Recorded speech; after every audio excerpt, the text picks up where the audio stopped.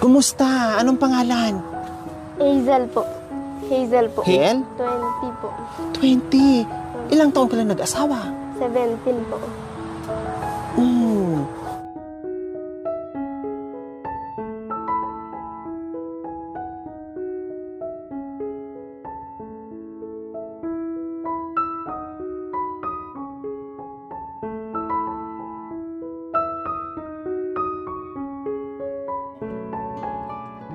Maraming salamat po.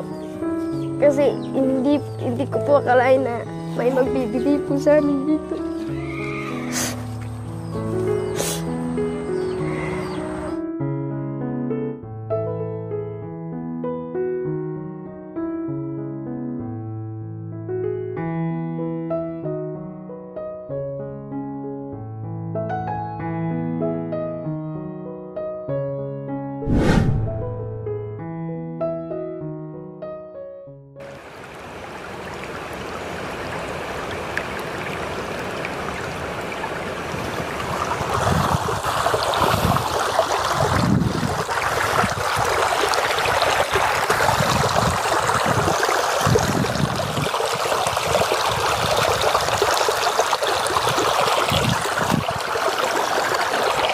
Magandang hapon po sa ating lahat mga kabayan. Nandito naman po tayo. Tatawid tayo ngayon ng Sapa dahil aakyat tayo doon sa Matarik na kabundukan mga kabayan. Dahil meron tayong bisitahin muli ngayon si Ate Hazel, yung katutubong batang ina po mga kabayan. May dala-dala tayong surprise. Ano nga ba yun mga kabayan? Hali kayo. Samahan niyo po kami para malaman nyo kung anong bit-bit naming surprise para kay Ate Hazel. Tara, let's go!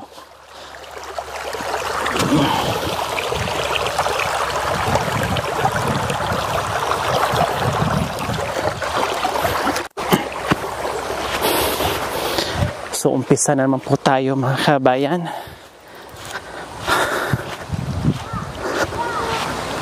Saan tayo dadaan? Umpisa yung pamaywang natin para makaakyat tayo. O dito sa tuhod, lagay para lalong tumibay. No, kasi mahirap umakyat. So, yan po mga kabayan. May bahay daw na yun, oh. Yun yung bahay ni Ate Hazel. So, nakita natin yung kanilang sitwasyon, yung kanilang bahay. Isang simpleng pamumuhay dito sa kabundukan na sa lahat sa kahirapan, talagang madalas natin sila nauabutan na walang makain, walang maisaing.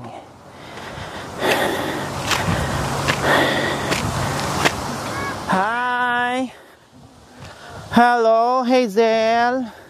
Hazelnut, isang masarap na tsokolate. Ate Hazel, kumusta? Ay, may natulog pala. Sorry. Kabit ko lang to, ha? Kumusta, Ate Hazel? Okay naman po. Okay lang. At mahimbig yung tulog ng baby mo. Opo. Kasi hindi kailangan dito mag-electric fan, hindi kailangan mag-aircon dahil libre na ang aircon dito mga kababayan. No, kasama na yung electric fan sa kay aircon dahil malamig kahit alauna na ng hapon, no, pero ang sarap pa rin ng hangin at dampi ng hangin, no, napakalamig pa din dahil puno dito, no, punong-puno ng mga punong kahoy. Kaya hindi mo maramdaman yung init. Okay, so sila kayo muna saan? Si Mr. mo na saan, Ate Hazel? Nagtrabaho po. Nagtrabaho? Araw-araw siya may trabaho? Opo. Oh, kumusta naman? Kain na kayo? Opo. Tapos na nanghalian? Opo. Anong ulam? Ano lang po kami sa Sapa kanina po. Anong kinuha niyo sa Sapa? Isda po. Isda? May mga isda pala dyan? Opo. Anong klase isda? Ano lang po. Maliliit lang po. Meron pa? Opo. Mga ganito lang po kalaki. Patingin nga ako. Luto na? Ariyan dito po. Oh, sige nga, patingin nga ako. Akala ko mga linta yung kuha mo. Nasaan yung isda dyan? Ito lang po. Ah, shrimp. Opo. Wala na po naman nito po. Ay, masarap yung ganyang isda, ano. Ayan, oh. Masarap to. Ayan, oh. Hindi Ang nga. sarap ng isda. Tapos merong shrimp. Ayan. Merong shrimp. Oh, Dennis fresh. pa nga, Mr. Pero mas malaki pa yung ano, yung sampalok. Wow. Kasi yung dyan sa baba, yung tinawiran natin kanina mga kabayan, ay sapa po yun. So, siyempre, may mga parting malalim na pwede ka dyan manghuli ng isda. Kailang ingat ka nga lang doon sa linta. Malinta. No, baka malinta ka, no, mapasukan ka ng linta. Delikado. Pero yung makuha nilang isda, ang sasarap kasi fresh, kahit maliliit. Ay, yung mister nyo, Ate Hazel, talagang araw-araw pumapasok. Masaya po siya. Na-surprise po siya sa nadatnan niya po sa amin. Anong tanong niya sa'yo? Saan galing to? Sabi ko po.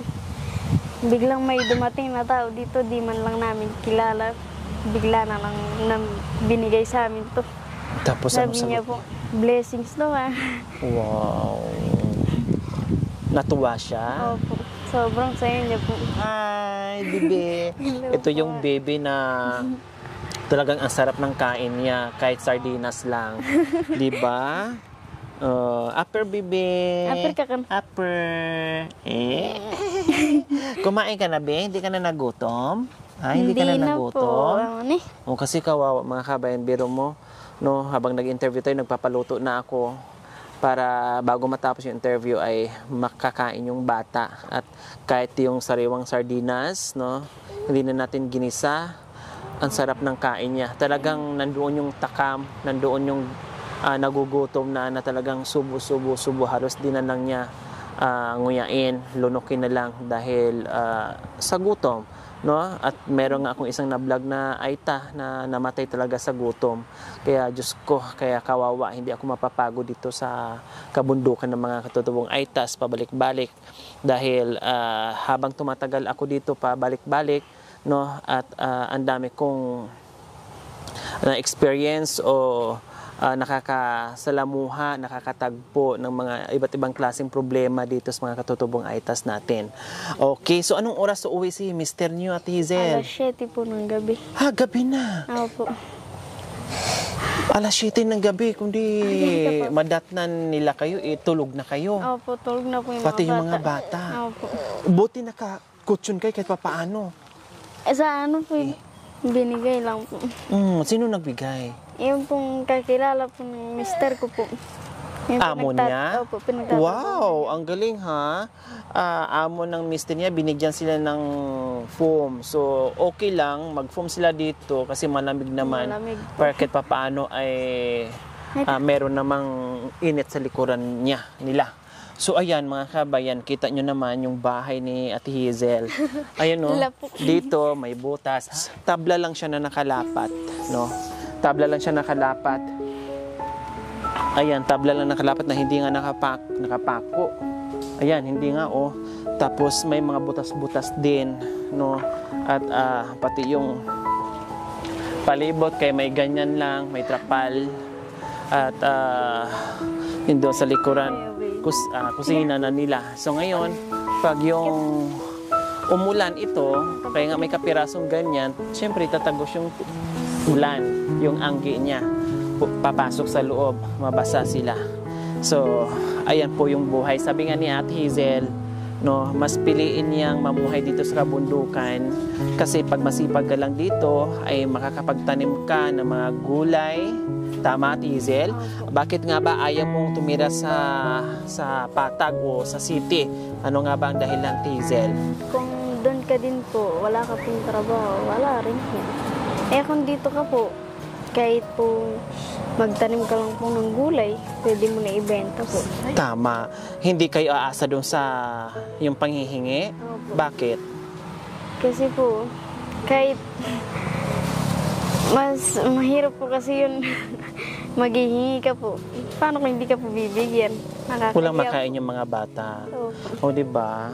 Ganun yung mindset ni Hazel, isang matalinong batang ina na kumbaga yung pagkain nila, no, dalawa silang mag-asawa, yung pagkain nila ayaw nilang iasa sa mga tao o sa mga unat, nabababa lang sila doon ng bayan, hindi hihingi-hingi, ayaw nila ng ganyan. No, mas gugustuhin nila dito ibuno yung kanilang oras dito sa kabundukan, magtanim kasi meron silang aanin at ibenta at bibili sila ng pagkain. Kumbaga, normal na pamumuhay, patas na pamumuhay na kaya pa naman nila magbanat ng buto, no? Mga bata pa naman sila, no? Ay talagang gusto nila ay pagpawisan yung kanilang kinakain. So nandito kami at Hazel kasi meron kaming balita sa inyo. Ay alam ko no, lalong matutuwa yung mister mo, no, yung mister mo, at matutuwa ka rin syempre. So ayan po mga kabayan, nandito tayo muli kay Ate Hazel kasi meron tayong surprise na balita sa kanilang pamilya o kaya kay Ate Hazel kasi wala dito yung mister niya na sa trabaho. Ate Hazel, meron kami magandang balita sa inyo. Ang balita namin ay ipa-renovate yung bahay nyo. Ipa-renovate yung bahay nyo, may nagpadala ng 22,955.60. Ate Hazel.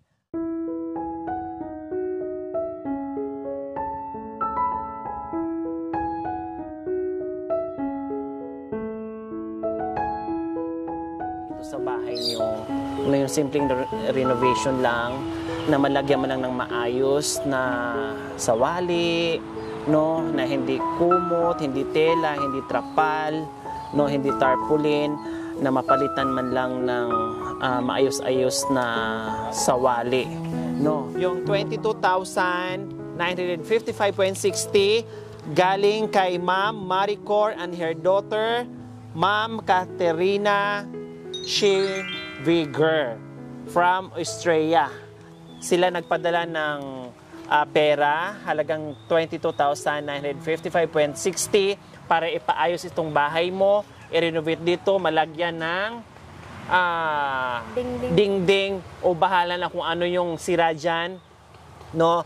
Ang importante, mapalitan yung mga sira-sira, simple na maayos yung bahay mo na pagdating ng tag-ulan na hindi kayo mababasa. Kailang, ang gagawin natin dito sa pera, at Hazel, siyempre, di ko muna ibigay yung pera ngayon kasi titinan pa natin kung sino ang gagawa, no? Ang gagawa dito sa bahay. O anong mensahe mo ngayon, Hazel, na napakaganda, napakalaking biyaya na dumating sa atin na mapaayos ang bahay mo? Anong mensahe mo kay Ma'am Maricor and Ma'am Katarina? Ma'am Maricor and Ma'am Katarina po, marami pong salamat. Malaking blessings po itong binigay nyo sa amin. Lalong-lalo na po, mapapagawa na po namin yung bahay namin. Kahit pa paano po, hindi na po kami mababasa pag darating po yung bagyo. Masaya ba kayo, Hazel, na mapapaayos na ang bahay nyo? Masaya po. Ito, malaking blessings na naman to. Pinagpipray natin, di ba, na mapaayos natin yung bahay natin. Yan. Oo, pinagdadasal nyo na mapaayos yung bahay. Opo. Oo, tamang-tama. Sumakto talagang ibinigay ng ating Panginoong Diyos yung dasal nyo. Dininig niya. Opo. Ito na nga yung kasagutan. Kaya maraming salamat po, Ma'am Maricor and Ma'am Katarina from Australia. Dahil nabigyan nyo po ng pagkakataon itong mag-asawa na yung kanilang kahilingan, yung kanilang prayers na ngayon ay natupad na. So ayan po mga kababayan, isa sa mga katutubong aitas na mapaayos yung bahay, hindi man kalakihan, hindi man kagandahan, ang importante maayos, no? Kahit maliit, basta maayos, yun po yung sabi ng ating sponsor na mapaayos natin, basta hindi lang ganito na mahirapan sila o mabasa sila tuwing pagsapit ng tag-ulan. Maraming salamat po sa inyo. So ayan, Ate Hazel, kailan kaya si Miss mo nandito? Pag Sabado may pasok ba siya? Sabado, Linggo? Meron. So kailangan, Wala po. Linggo ang wala. So kailangan babalik kami dito, mag-uusap kami kung saan, kung paano namin gagawin ito, yung kung anong kailangan natin bibilhin para mabili namin at mahakot natin dito. Ang gagawin dito, kailangan puro light materials lang. Hindi kami pwedeng magsemento, hindi kami pwedeng maghakot ng hollow blocks kasi napakalayo ito mga kabayan at aakyat. Kawawa naman na maghahakot pa ng mga buhangin, hollow block, semento na ang layo-layo, ang hirap. Muli, at maraming salamat sa inyong ganitong puso, Ma'am Maricor and Ma'am Katarina Schenviger from Istria. Salamat po sa inyong ganitong puso. Naway pagpalain po tayo ng Panginoong Diyos sa araw-araw. Naway bigyan po tayo ng kalakasan ng katawan sa araw-araw. Naway ibigyan po tayo ng mahabang buhay. Pang sa ganon, marami po tayong matulungan na gaya nila. So mga kabayan, huwag niyo pong kalimutan, pakishare, subscribe sa aking YouTube channel, Lori Aquino Talita. Maraming salamat po, Gabi sa Sol. Bye, at easy.